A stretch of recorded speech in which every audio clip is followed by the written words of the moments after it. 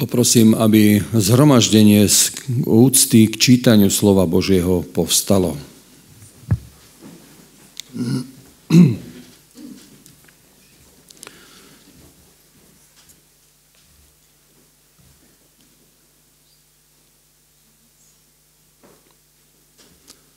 Prisahám, že mužovia, ktorí vyšli hore z Egypta vo veku od 20 rokov a vyše, neuvidia zeme, ktorú som prísahou zaslúbil Abrahámovi, Izákovi a Jákobovi, lebo ma nenasledovali celé. Krome Kálefa, syna Jefúnneho Kenezea a Józuu, syna Núnovho, lebo celé nasledovali Hospodina. Aj dnešné sobotné dopoludnie nechceme prísť o príbeh. Vzhľadom k tomu, že tu nemáme deti, tak sestra Darinka si pripravila príbeh pre dospelých. A ja ju poprosím, aby ho prišla reprodukovať a aby tak sme mohli byť zaujatí všetci tým, čo bude čítať. Takže príjemné počúvanie. Mne sa pred mesiacom dostal do rúk taký časopis a bol tam veľmi pekný príbeh. Tak som si povedal, keď tu nebudú deti, tak ho prečítam dospelákom. A osloví určite každého. Ten článok sa volá, že už nebudem chodiť do kostola. Mladý muž príde ku farárovi a hovorí: prosím vás, pán farár, už nebudem chodiť do kostola. Farár sa spýta: áno? Môžete mi povedať prečo? Mladý muž odpovedá: och, pán farár, tu vidím ženu, ktorá zle hovorí o inej žene. Obe hovoria o mužovi, ktorý zle prečítal čítanie. Ďalší hovoria o rozdelenom falošne spievajúcom zbore spevákov. Iní o ľuďoch, ktorí si prezerajú svoje správy v mobile počas Božej bohoslúžby. A nehovoriac o povýšeneckom, egoistickom správaní mimo kostola. Farár odpovedá: máte pravdu, ale skôr ako definitívne opustíte cirkev, rád by som, aby ste mi urobili láskavosť. Vezmite si pohár vody a 3-krát s ním obíďte kostol bez toho, aby ste spadli alebo rozliali vodu v pohári. A potom môžete pokojne opustiť cirkev. To je jednoduché, zvolal mladý muž. Urobil 3 kolá s pohárom vody, vrátil sa ku farárovi a hovorí: hotovo, tu máte svoj pohár vody. Farár sa muža opýtal: keď ste obchádzali kostol s pohárom vody, všimli ste si, že by sa nejaká žena o iných zle vyjadrovala? Nie.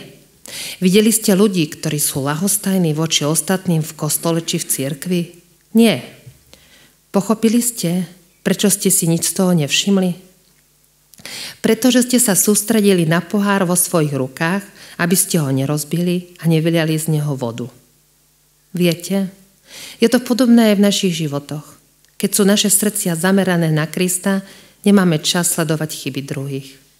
Ten, kde odíde z cirkvi kvôli chybám iných ľudí, do nej nikdy neprichádza kvôli Ježišovi.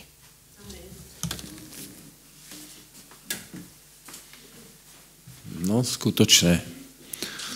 Veľmi poučný a naučný príbeh. Ďakujeme, Darinka. My sa tešíme z toho, že dnešný deň bude brat Martin k nám prehovárať, ale brat Martin má tiež 2 časti svojho príhovoru.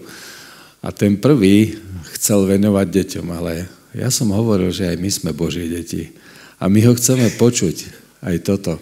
Takže ja ho prosím, aby sa ujal slova a prajem mu Božie požehnanie aj vedenie pre celý priebeh tejto kázne.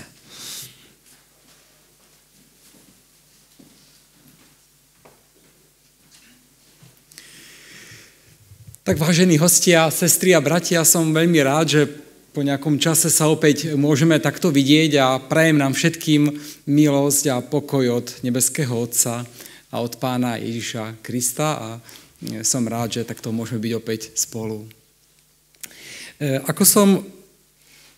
Ako ste už počuli, tak mám príbeh aj pre vás teda, síce je orientovaný viac na deti a pre deti, ale tak verím, že aj pre nás to bude povzbudením. Chcem sa na úvod spýtať, že kto z vás rád hral, alebo ešte stále rád hrá futbal? Tak zdvihnite ruku. No ale smelo, nebojte sa, ruky hore. Aby pre niekoho to bolo orientované, aspoň tento príbeh. Len dvaja? Aj ty, mladý, nič? Futbal. No tak, víte, že ani ja som tú ruku nezdvihol, pretože ja sa s loptou nekamarátim. A bude to taký osobný môj príbeh z vlastného života. Totiž pre mňa to bola trauma. Tie loptové hry, čím je väčšia lopta, tým som sa viac nekamarátil. Že s tými menšími loptami áno, ale s tými väčšími nie. No a stalo sa to, že aj sa to volá buď futbal, alebo ísť proti prúdu. Keď som takto hrával s deťmi na základnej škole, aj na strednej, ale to je skúsenosť zo základnej školy konkrétne, tak toto vyzerá, keď mladí hrali futbal. No a pre mňa bola najväčšia trauma, viete čo, keď sa mal hrať futbal počas telesnej výchovy? Keď si pamätáte, tak stále boli zvolení dvaja kapitáni a tí mali vybrať, kto bude do družstva patriť. Čiže postavili sa dvaja kapitáni a mali zvolávať do svojho družstva tí kapitáni svojich hráčov. No a to pre mňa bola najväčšia trauma. Viete prečo? Tak, nikto ma nechcel. A to najviac som sa tohto, niekto sa bál matematiky, slovenského jazyka a podobne. Ja som sa najviac bál telesnej výchovy, naozaj počas celej základnej školy, trauma, pretože tam ma nikto nechcel. A ostal som stále sám. A to je veľmi nepríjemný pocit. Čo s tým? No a pamätám si jednu skúsenosť, bolo to na základnej škole asi 7. ročník. Jeden spolužiak bol väčšinou kapitánom, bol to najlepší hráč a ten vyberal tých hráčov. Volal sa Matúš.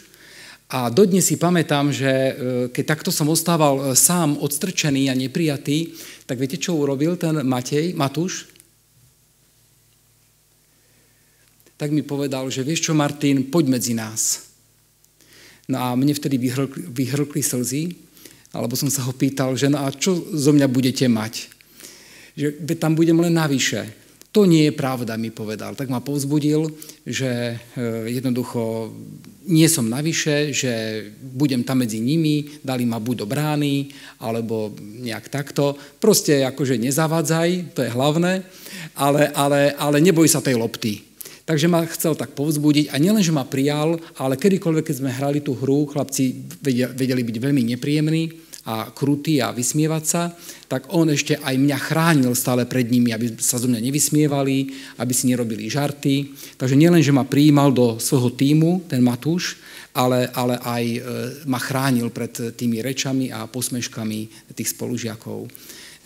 Veľmi som mu za to vždy bol vďačný a teraz sa neviem na ňo nakontaktovať. Neviem ho nájsť ani na Facebooku.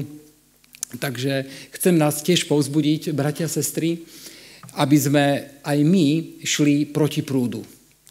Ten chlapec išiel proti prúdu. No, nechceš. On išiel proti prúdu. Nemal zo mňa veľký prospech, ale sa zľutoval. Bol empatický. A chcem aj nás povzbudiť, aby sme prijímali menšiny. Ľudí, ktorí sú v niečom slabší, alebo nie sú v niečom dobrí, alebo z nich nebudeme mať veľa prospechu, tak aby sme naozaj boli ľudskí a išli proti prúdu a prijali toho človeka.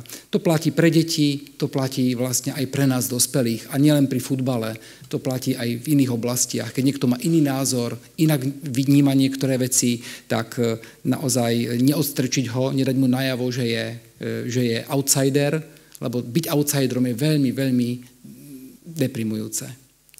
Takže skúsme byť inkluzívny a prijímať ľudí medzi nás.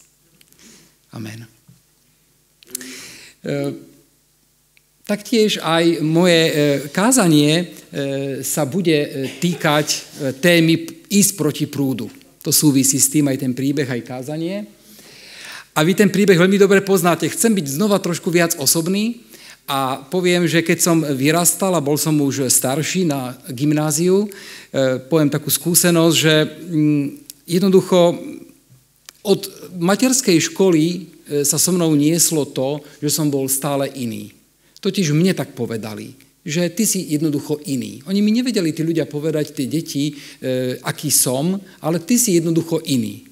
A to už od materskej školy, potom na základnej škole, potom aj na gymnáziu, že som jednoducho iný.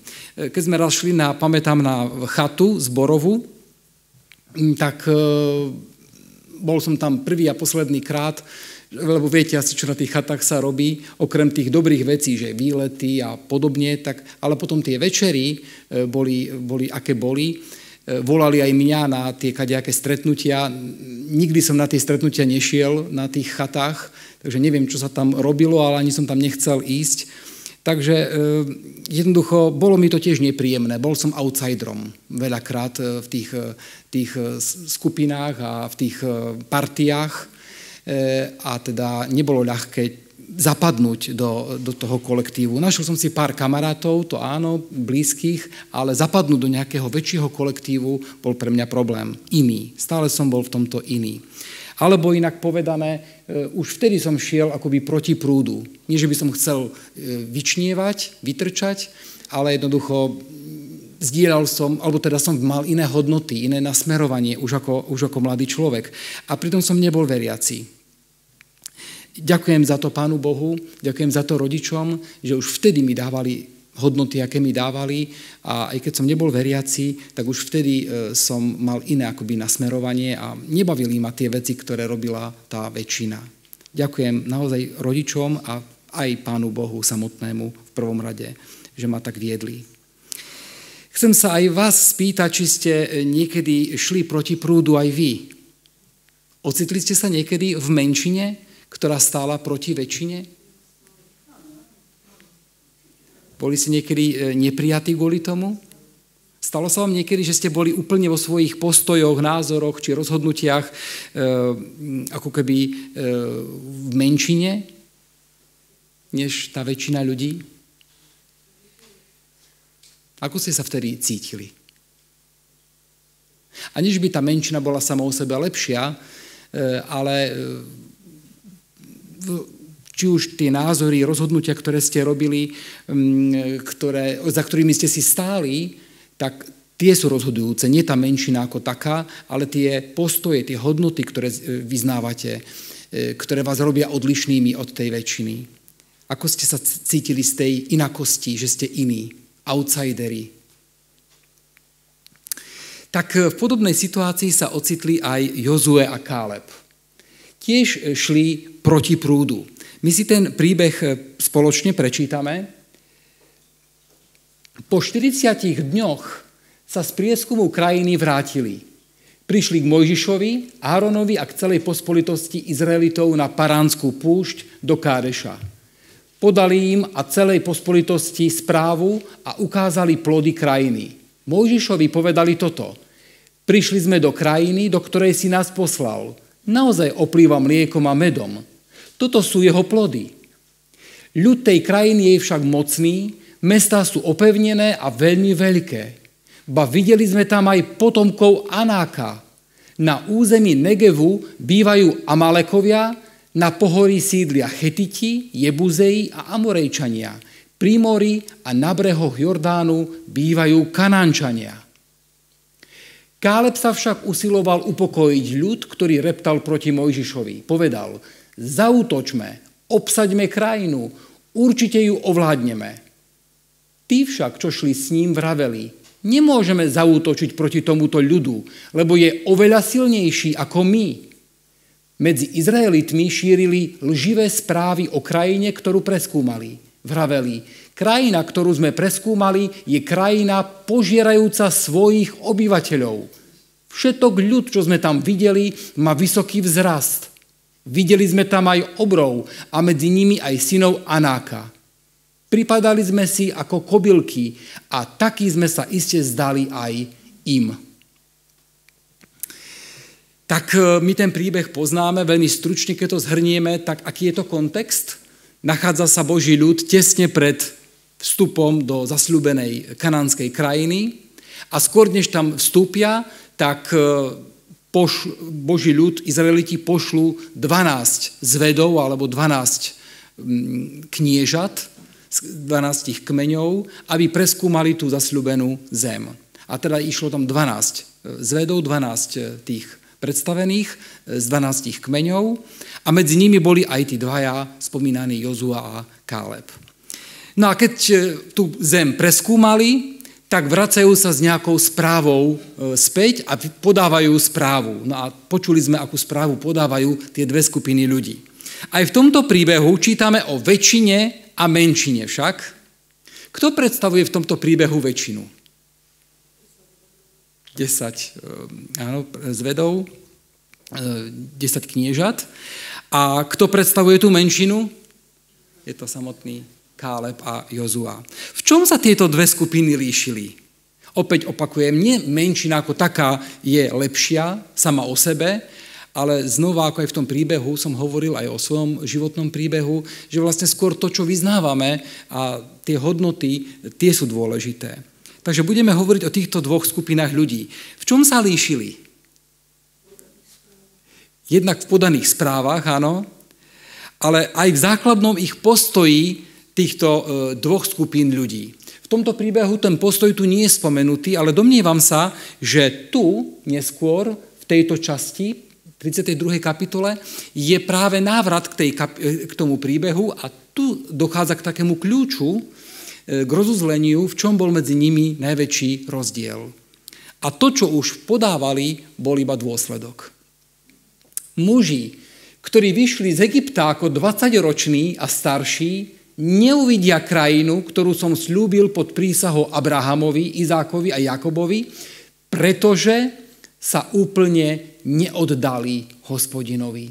Okrem Kenizejca Káleba, syna Jefuného a Jozuu, syna Núnu, lebo oni sa celkom oddali Hospodinovi. Oddať sa Hospodinovi. Ten výraz celkom sa oddať by sme mohli tiež preložiť ísť, nasledovať neochvejne a bezvýhradne. Ísť, nasledovať niekoho, niečo naplno, neochvejne a bezvýhradne. Izraeliti ako väčšina v tom príbehu nešli za Hospodinom, nenasledovali svojho stvoriteľa a vykupiteľa naplno, neochvejne a bezvýhradne. Zatiaľ, čo tá menšina, Káleba a Jozua, čítame, že išli, nasledovali Hospodina naplno. V čom bol teda rozdiel? Znova sa pýtam tú istú otázku. Zatiaľ, čo Káleb a Jozua išli a tí druhí nešli, tak zdá sa, že napriek všetkým tým zázrakom a znameniam, ktoré Boh vykonal pre svoj ľud, tak drvivá väčšina jeho vlastného ľudu mu nedôverovala. Neverila. A tu prichádzame k tomu klbu, k hlavnému problému, že napriek tým všetkým znameniam, zázrakom, skúsenostiam, oni mu v celých tých dejinách opakovane nedôverovali. Nedôvera. A dôvera je o vzťahu. Mať úzke spoločenstvo s niekým, vzťah. Iba dvaja ľudia, spomínaný Káleb a Jozua, naplno svojmu Bohu dôverovali, verili. A dôsledkom týchto postojov bolo to, že tá väčšina nakoniec nevojde do zasľúbenej zeme, kým tá menšina áno. Všetko to, čo nasledovalo, že čo konali, nekonali, to, čo rozprávali, nerozprávali a či vojdu alebo nevojdu, bude dôsledok ich osobného vzťahu s Hospodinom. A čo my? Ako kresťania veríme, že sme tiež súčasťou Božieho ľudu. A nie len my, ale aj inoveriaci ľudia však, z iných denominácií cirkví. Taktiež sme svedkami Božieho vedenia v našom živote, podobne ako Izraeliti. Ku ktorej skupine sa my, ja aj ty, denne pripájam? K tej väčšinovej, ktorá Bohu nedôveruje, alebo tej menšinovej, ktorá sa naplno spolieha a dôveruje Bohu Hospodinovi. Položme si otázku osobnú. Celkom sa denne, každý deň bezvýhradne a naplno oddávam, idem, nasledujem svojho záchrancu Ježiša Krista? Každý deň bezvýhradne? Dôverujem mu? Ak nie, tak čo mi v tom bráni? Možno sa spýtate takú otázku praktickú, no čo to znamená sa odovzdať, oddať? Ide o úplné odovzdanie sa vlastne vo všetkých oblastiach života. Deje sa to každý deň. A veľmi prakticky a priamo. Tých oblastí je niekoľko, ale už múdri ľudia to zhrnuli do 4 oblastí, ktoré sa denne Pánu Bohu od rána odovzdávajú. V prvom rade sa odovzdáva Pánu Bohu myseľ. Čiže tamto všetko začína, v mysli. Čiže ja mu už z rána, keď vstávam, s dôverou, s vierou mu odovzdávam myslenie, myšlienky. Neviem ani, čo ma bude všetko napadať počas dňa, ale už dopredu mu ich odovzdávam, aby on ich zväzoval do poslušnosti, ako je napísané v písme. Čiže aby mal on kontrolu a vládu nad mojím myslením, myšlienkami. Druhá oblasť je veľmi s tým spojená a to sú predstavy. Obrazy, predstavivosť, fantázie a s tým sú spojené aj vášne, žiadosti, túžby. Čiže to je celá tá oblasť tých potrieb ľudských a aj vášní a túžob, ktoré nás môžu zväzovať a zotročovať. A už z rána mu ich oddávam. Pane, chráň ma pred týmito vecami, ktoré ma môžu od teba odvádzať. Treťou oblasťou sú emócie, city. Čiže tomu často podliehame, každý jeden z nás, jednoducho emóciám, afektom, prehnaným reakciám, neovládneme sa. Čiže, Pane, neviem, čo ma počas dňa postretne, ale už z rána ti chcem všetko odovzdať, všetky moje správanie, moje reakcie, emócie, aby som nebol precitlivý, urážlivý, na seba zameraný, aby som sa zachoval pokojne a aby som sa ovládal. Sám to nezvládnem, ale tebe tie emócie odovzdávam. No a na záver vôľa. Vôľu ti odovzdávam. A tam spadajú vlastne všetky plány počas dňa, ktoré plánujem. Treba plánovať má svoje miesto, ale tie plány, Pane, ti dávam. Plány, rozhodnutia, vízie, všetko, čo ma čaká počas dňa, tak ti odovzdávam. Takže myseľ, myšlienky, predstavy, obrazy, fantázie, vášne, potreby, emócie a vôľa. V podstate to je celá bytosť, komplet, duch, duša aj telo. Toto je také praktické, čo znamená odovzdávať sa Pánu Bohu, ale dobre si uvedomujete aj teraz, keď hovorím, že toto odovzdanie sa celé Pánu Bohu je už dôsledok. Toto oddať sa a neoddať sa, ako dve skupiny tu nám predstavujú, tak to je už dôsledok. Čo je to dôsledkom? Odovzdanie sa Pánu Bohu? Aby som tieto všetky oblasti Pánu Bohu odovzdal, ja potrebujem s Pánom Ježišom byť. Potrebujem s ním tráviť čas. Potrebujem ho poznať, milovať, mať ho rád a mať s ním spoločenstvo. Byť s Ježišom. Čiže to je dôsledok dennodenného budovaného vzťahu s Kristom. Toto je základ. Tam sa rodí vzťah. Pri dennodennom stretávaní sa s ním, pri Božom slove, na modlitbách, pri každodennej pobožnosti, a potom v dennodenných skúsenostiach sa rodí vzťah, buduje sa dôvera, rastie láska a vďačnosť. A tam sa rodí prirodzená potreba a túžba sa mu celý oddať. To už bude ovocie. To bude dôsledok dennodenného chodenia a žitia s Ježišom Kristom. Preto je to tak kľúčové. Toto bude rozhodujúce. Oddať sa bude vonkajší znak dennodenného vzťahu s Kristom. A teda, ak sa mu neoddávam, tak to len hovorí o tom, že nežijem s Kristom, nie som s ním.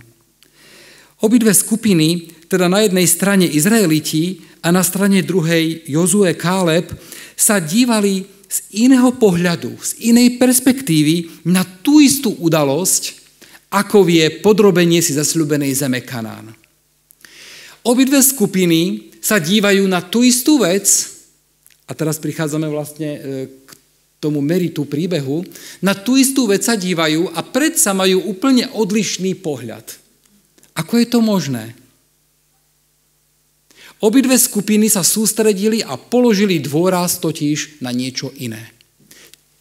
Ten istý obraz, tá istá krajina, ľudia sú Izraeliti všetci a predsa úplne iný dôraz, úplne iná perspektíva. Izraeliti, ako sme čítali, videli a sústredili sa na čo? Sústredili sa na mocný ľud. Áno. Tam to môžete opäť čítať. Sústredili sa na mocný ľud, na veľké mestá tej krajiny. Dokonca tam zveličovali a čítame, že aj klamali. Dokonca tam videli aj takých, čo požierali jeden druhého. Čiže dokonca lži, zveličovania a konšpirácie. Káleb Jozua však videli počas návštevy zasľúbenej zeme niečo úplne iné. Čo oni videli? Oni videli dobrú krajinu. A namiesto veľkých miest a mocného ľudu videli mocného Boha, ktorý je s nimi. Poukazovali na to, že Boh stojí na ich strane, že zem je úrodná a nepriatelia sú síce mocní, ale sú zraniteľní. Je tu niekto mnoho mocnejší, ako sú tí nepriatelia. Ako je možné, že tú istú udalosť opisujú dve skupiny ľudí takmer úplne odlišne?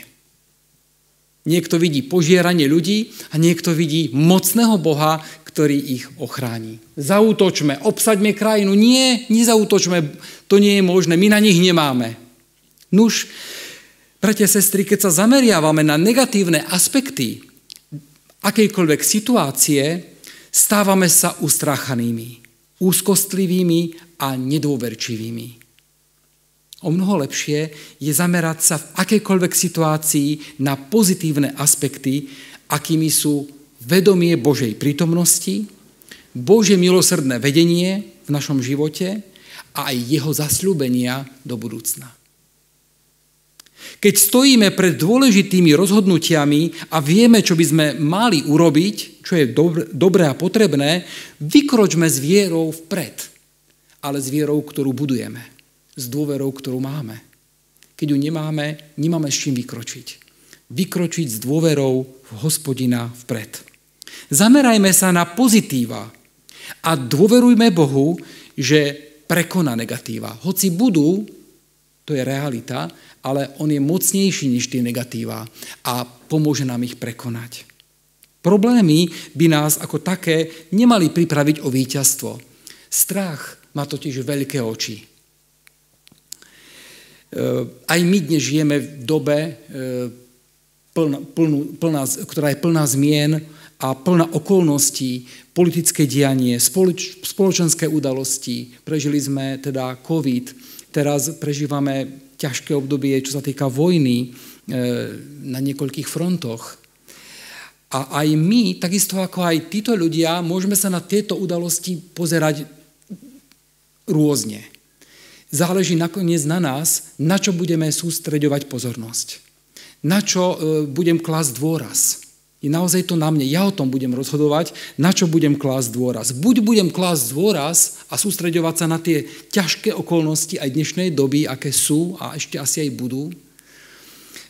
Budem zameriavať pozornosť na tie okolnosti, ale tam je veľké nebezpečenstvo. Ak sa na ne budem sústrediť, a mal som možnosť mať rozhovory s bratmi, sestrami, tak čím viac sa budeme zameriavať na tie okolnosti a situácie a dianie politické, spoločenské, ekonomické, tak nás to môže zavádzať a podliehame potom rôznym tým informáciám a už potom aj veľakrát sa stáva, že tie informácie sú nepodložené, neoverené, vytrhnuté z kontextu, podobne ako aj v tomto príbehu, lživé, a dokonca vznikajú potom už naozaj konšpirácie, nepravdivé informácie. To bol výsledok toho, že kladli dôraz na niečo druhoradé. Až Tak sa na to upreli, až tak na to položili dôraz, že ich to zaviedlo tak ďaleko, že až si domýšľali, klamali, lživé informácie podávali, strach mal veľké oči. Druhá možnosť je, že napriek týmto okolnostiam, ktoré síce sú a sú ťažké, tak sa budem zameriavať na Krista. Na osobný, živý vzťah s ním. To neznamená, že všetko pôjde hladko. Žiaľ, žijeme na hriešnej zemi, ale Ježíš nám sľúbil, že v tých ťažkostiach bude s nami. Presne ako s Jozuom a Kálebom. Nebojme sa, poďme do toho. Pán Boh je mocnejší. To platí aj pre nás dnes. Nech prežívame akékoľvek okolnosti a situácie. Nebudeme žiť bezproblémovo, ale budeme žiť s Božou pomocou, ak mu dôverujeme. Káleb síce pochádzal z kmeňa Júdovho, no pravdepodobne vyšiel z iného etnika, ktoré pochádzalo z jeho predka Kenáza. Kenás, ako čítame, bol Ezavov vnuk. A Káleb bol teda zrejme Edomčan. Keďže z Ezava pochádza Edom, takže Edomčan. Jeho meno doslova znamená pes, Káleb. Izraeliti nazývali, vieme koho psami? Pohanov. A pre pravých Izraelitov bol Káleb iný, odlišný. Napriek tomu sa ale nepripojil. Napriek tomu, že bol odlišný k tej nedôverčivej väčšine. Prečo? No pretože dôveroval Hospodinovi. Nemohol sa pripojiť k tej menšine. Napriek tomu, paradoxne, že bol pôvodne pohan. Pes. Jeho smelosť spočívala v pochopení a dôvere v Boha. Nie v dôvere a v schopnosti Izraela. Otázka, čomu a komu dôverujeme. Ale dôvera sa buduje celý život. To je celoživotný proces. To sa nedá zo dňa na deň získať. To je budovanie a spoznávanie Pána Ježiša každý deň. Jozua, na rozdiel od Káleba, bol pravý Izraelita. Bol premenovaný z Hozeáša na Jozuu. V 4. Mojžišovej o tom čítame. Už jeho mená, Hozeáš a Jozua, v sebe nesú veľké posolstvo. Viete, čo znamená pôvodne meno Hozeáš? To je angelos. To je angelos, posol, takže aniel je posol. Ale Hozeáš sa dá preložiť ako ten, ktorý zachraňuje, vyslobodzuje, pomáha, zachraňuje, vyslobodzuje. Toto znamená Hozeáš. No a jeho nové meno, ktoré dostal, Jozua, alebo Jošua, doslova znamená, tam sú dve slova, Jo a Šavaá. Jahve zachraňuje. Jahve vyslobodzuje. Skrátená verzia JHVH a zachraňuje. Jahve zachraňuje. Takže mal akoby ešte meno, ktoré bolo obohatené o Božie meno. Meno Jozua je presným ekvivalentom k jednému novozákonnému menu. Tipnite si, akému menu je to ekvivalent. Jošua. Presne tak. Je to skrátená verzia Jehošua, Jošua a novozákonná verzia je Ježíš. Tam je znova Ježíš. Čiže Jahve zachraňuje. V Ježišovi prichádza sám Boh, Hospodin, JHVH, ktorý zachraňuje, vyslobodzuje. Takže Jozuová dôvera v Boha priamo súvisí s významom jeho vlastného mena. Jozue dôveruje Bohu, pretože Jahve je ten, ktorý zachraňuje. Jahve je spása, jednoducho povedané. A tak Jozue, jeho poslanie a taktiež jeho vlastné meno sú akousi zjavnou predzvesťou, predobrazom Ježiša Krista a jeho poslania. Samotný Jozua je predobraz toho, ktorý príde po ňom. To je stelesnená dôvera Ježiš Kristus. V úvode som sa vás pýtal, že či ste niekedy šli proti prúdu. Či ste sa niekedy ocitli v menšine. Nie je to príjemné veľakrát. Chcel by som nás všetkých vyzvať a povzbudiť, aby sme sa nebáli byť iní, odlišní. Ale nie pre tú inakosť a odlišnosť ako takú, aby sme si niečo nenahovárali, neboli pyšní. Ale aby sme sa nebáli ísť niekedy proti prúdu, či stať v menšine, podobne ako Káleb, ak sa to od nás vyžaduje v oblasti vernosti a statočnosti. Ak sa od nás vyžaduje vernosť, poslušnosť a stáť na Božej strane. Naozaj sa nebojme, pretože vieme, komu dôverujeme. Taktiež nás chcem povzbudiť a vyzvať, aby sme prijímali, tolerovali a milovali menšiny.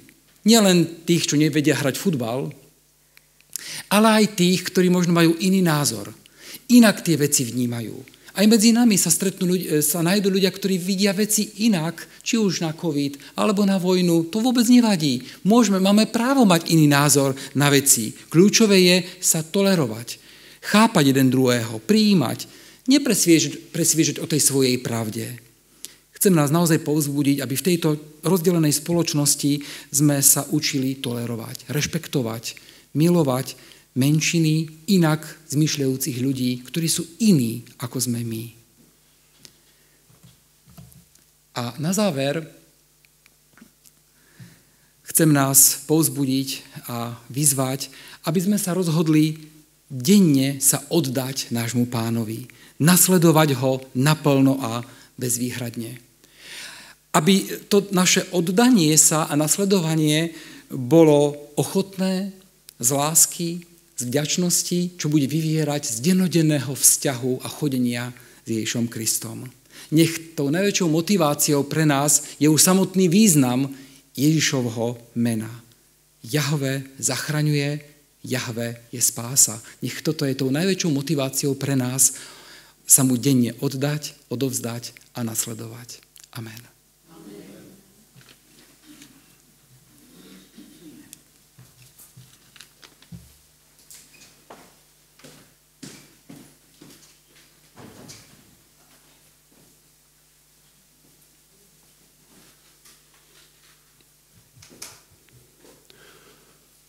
Chcem poďakovať predovšetkým nášmu milému Bohu, že použil svojho služobníka, že cez brata k nám prehováral a verím tomu, že bude to pre nás povzbudenie, výzva a tak ďalej, tak už ako to tu rozoberal. Takže verím tomu, že v tie nasledujúce dni, ktoré sú pred nami, máme opäť jeden bod, nad ktorým môžeme premýšľať a ktorý môžeme uplatňovať v našom živote. My chceme na záver spievať na oslavu mena Božieho pieseň 242 a k záverečnej modlitbe poprosím brata Martina.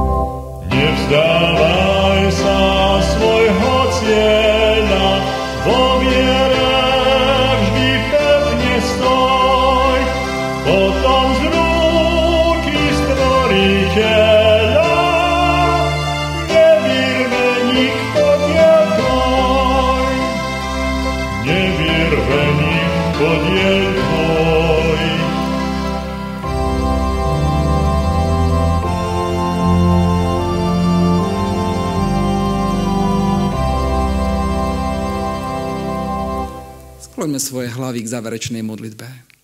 Drahý náš nebeský Otče, Pán Ježiš Kristus aj Duchu Svätý, my ďakujeme Ti, že Ty si sa sám stal tou menšinou, keď si ostal nakoniec sám, keď si umieral na kríži. A Ty nás voláš, Pane, aby sme ťa nasledovali. Nevoláš nás k tomu, aby sme si gratulovali, aký sme lepší, lebo je nás menej, ale voláš nás k tomu, aby sme ťa milovali, aby sme boli s Tebou, aby sme si vybrali Tvoj diel. Hoci to nie je ľahké v tomto svete, niesť kríž, ale ak poznáme, kto si, tak to je tou najväčšou motiváciou. Prosíme, Pane, aby pre každého z nás, ako tu sme, tou najväčšou motiváciou bolo byť s Tebou, poznať ťa, aký si, milovať ťa a poznávať ťa každý deň. Nakoniec to je jadro kresťanstva, byť s Tebou, chodiť s Tebou, budovať s Tebou dennodenný vzťah dôvery, vzťah vernosti, vzťah lásky a potom aj vzťah poslušnosti. Pane Ježišu, veľmi ťa prosíme, aby si každému z nás dal milosť a silu každý deň prísť k Tebe. Každý deň sa Ti zveriť do Tvojich rúk, každý deň ťa hľadať, poznávať zo stránok písma, na modlitbách, v stíšení. A aby výsledkom bolo to vrúcne, úplné oddanie sa, 100% v každej oblasti. Aby sme nenechávali žiadnu oblasť uzavretú pre seba samých. Aby sme boli ako tá čistá, otvorená kniha pre Teba úplne oddaný. Pane, pomôž nám z lásky ťa nasledovať, ísť kam ideš Ty, z lásky slúžiť našim blížnym, byť tu pre druhých, čo bude už dôsledok dennodenného vzťahu s Tebou. Aj v tejto ťažkej situácii a dobe, akej žijeme, pomôž nám, Pane, byť vnímavý na potreby našich blížnych a naplňať potreby nášho okolia.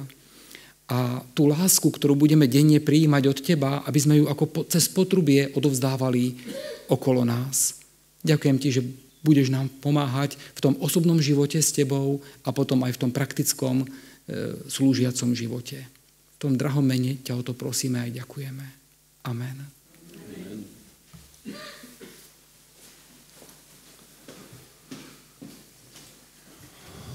Dostali sme sa do času, kedy je koniec našej dnešnej bohoslužby. Ďakujeme predovšetkým prítomnosti Ducha Svätého, milému Bohu za možnosť, že sme sa tu mohli stretnúť.